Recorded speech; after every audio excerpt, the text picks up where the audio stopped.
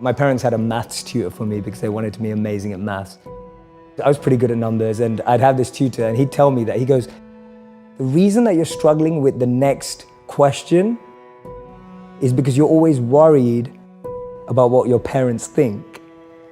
And that really stayed in my head. I was just like, wow, so as long as I'm trapped by what my parents think, I can actually never find the answers to the real questions of life. Most of us just throw ourselves into the deep end and then try swim and figure it out. The problem is we all went to normal schools that try to put stuff in us rather than take stuff out of us. You know, you were told at school that you weren't very good and you weren't good at English, and now you have a New York Times bestseller, right? Yeah. And it's like no one noticed that potential inside you. No one noticed that, oh, Lewis was really creative. And you're not the only person. There's so many people who feel like that. So the modern schooling system didn't extrapolate your self-actualization, your element, and just try to put maths, English, science inside. So the point is that you're trying to get to such a strong foundation that when you interact in the world, you're going with a sense of strength, fuel, energy to make a difference, rather than going into the world and then going, oh my God, where am I, trying to figure it out. People were so far removed from their own understanding of themselves that they were either lost living a life they didn't want to, lost living up to someone else's expectations, or lost becoming someone to impress someone else. How many of you have a crazy dream or a crazy goal? I want you to write out in the comment section, what is your crazy dream? The dream that keeps you up at night is the real dream you should be chasing. But to chase that dream, to find that dream, to make that dream a reality, you need a strategy, right? A dream without a plan is just a wish. Tony Robbins said that, right? A dream without a plan is just a wish. You can't be what you can't see. If I never saw a monk, I would never have wanted to be a monk. If I never meet a billionaire, I wouldn't want to be one. Because I wouldn't know what that feels like. I don't know what it looks like. I don't know what it takes. What am I good at? What do I love? What does the world need? And how do I get paid for it? To me, those four help you unlock your passion. I often say to people, your passion is for you, your purpose is for others.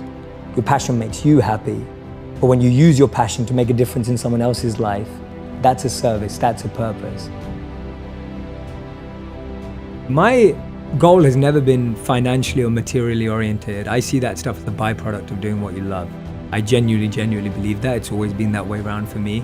My focus is to create entertainment that truly has educational value, but without us always knowing it. I think we all learn best when we don't know that we're learning. If we're all pushed into a classroom and told we have a class, we're all not listening. Start at a place where you have self-awareness, self-actualization, you have figured out what works for you, what your strengths are. So I think it starts even at a physical level. Anyone who's a physical fitness or a health coach will know that different bodies need different food, different sleep, different fluids. We don't all need the same thing. Me and you with different body types can't do the same workout. Our bodies have different tolerances in different things. That's self-awareness at the physical level. We know our limits, we know what we can do, we know what we can't do, we know what our challenge is. On a mental level, what's self-awareness? Knowing what type of people I like to be with. Knowing who helps me grow and who drains me. That's mental self-awareness. I believe that the answers come from within, and we're not asking the right questions. I feel we're always looking for the right answers, not the right questions. And the biggest companies that we respect today, the biggest organizations, all came from trying to answer a question. It all came from trying to solve a problem or a question that we were able to identify. So my work comes from a very simple study that I read that said the most successful people in the world choose education over entertainment. And the most unsuccessful people in the world choose entertainment over education. I know people who graduated at 21 and didn't get a job till they were 27. I know people who graduated late at 25 and they found work immediately. I know people who never went to university but found what they love at 18. I know people who found a job straight out of college, making decent money, but hate what they do. I know people who took gap years and found their purpose. I know people who were so sure about what they were going to do at 16 and changed their mind at 26. I know people who have children but are single. And I know people who are married but have had to wait 8 to 10 years to have children. I know people in relationships who love someone else. I know people who love each other but aren't together. So my point is, everything in life happens according to our time, our clock. You may look at some of your friends and think that they're ahead of you, or maybe some of them you feel are behind. But everything happens at their own pace. They have their own time and clock, and so do you. Be patient. At age 25, Mark Cuban was a bartender in Dallas. It took till 32 for J.K. Rowling to be published for Harry Potter after being rejected by 12 publishers.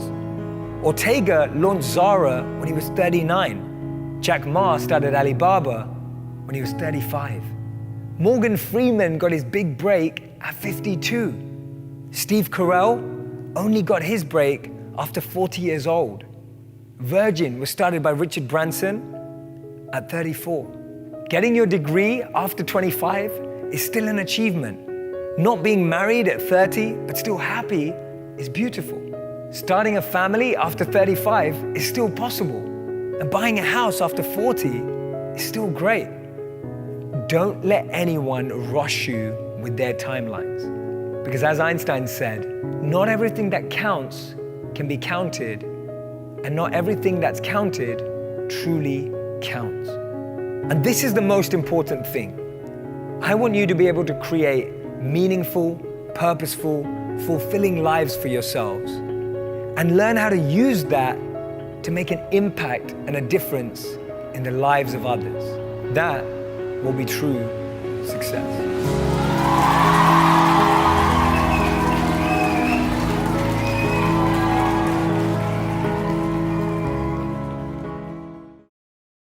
Priority is on the root of things, not the leaf or the symptoms.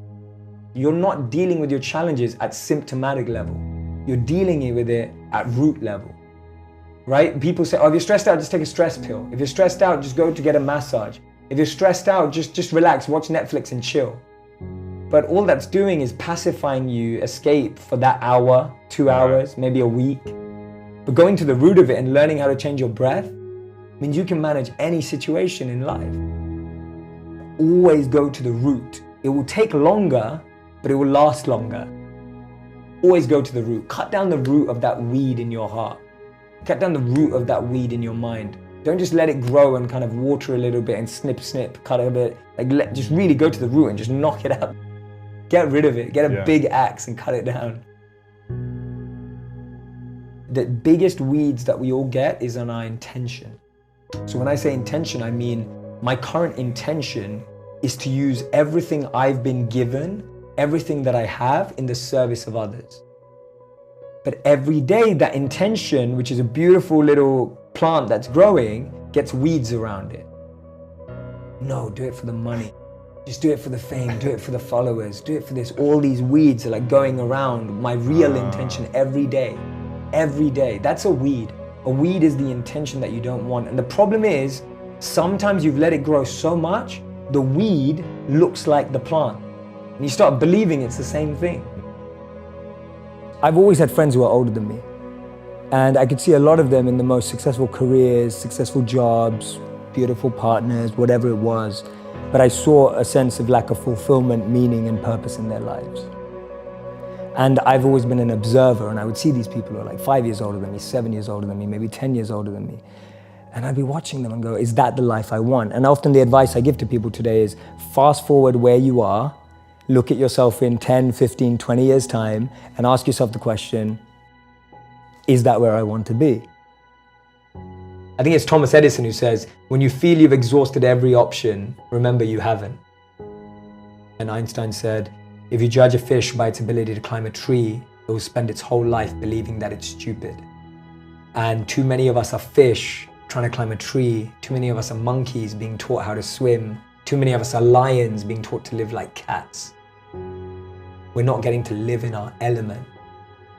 Live in that element that you've naturally been given. Don't try adopt another. You know, we've all got a special genius inside of us.